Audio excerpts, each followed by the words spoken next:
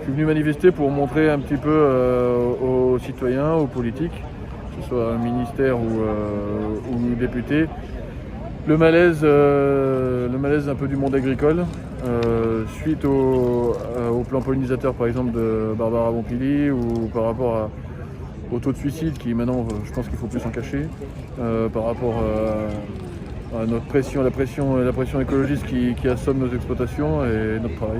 Ça fait très longtemps que le monde agricole va mal, hein. C'est pas quelque chose qui est sorti hier. Ça a été très très longtemps tabou, parce que la profession n'a pas à être fière de ce nombre de suicides par jour. Quand on en est à compter le nombre de morts par jour, il faut se rendre compte quand même de la détresse, c'est quand même vraiment terrible.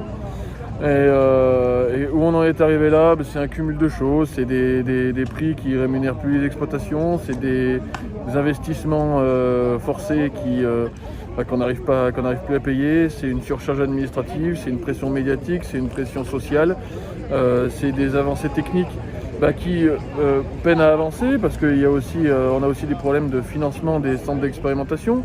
Donc on a d'un côté des attentes sociétales, qu'on a conscience, mais en même temps des impasses techniques. Donc voilà, c'est tout ça qui fait qu'aujourd'hui les choses ne vont pas forcément super bien. Clairement, et ça depuis maintenant plusieurs décennies, les demandes elles sont simples. Elles sont simples et elles résoudraient tous les problèmes. C'est des prix rémunérateurs. C'est que les agriculteurs puissent vivre dignement de leur métier. Que les entreprises puissent gagner de l'argent et que les agriculteurs puissent gagner de l'argent.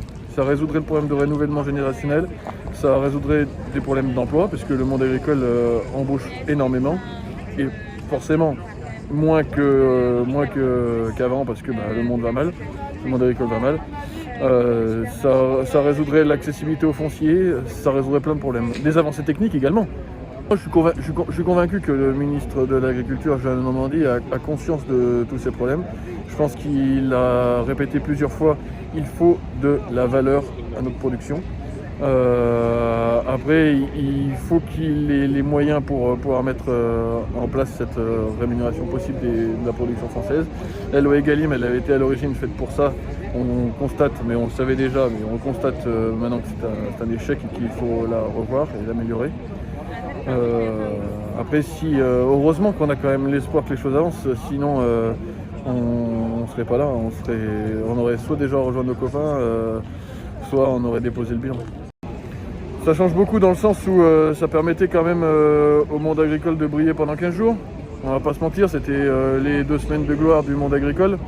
En attendant, je trouve que c'est intéressant et c'est important de manifester à une époque où on devrait être au centre de l'agriculture pour continuer à communiquer sur le monde agricole, même si c'est pas forcément pour dire qu'on fait que des choses bien, si c'est pour dire aussi que tout va mal.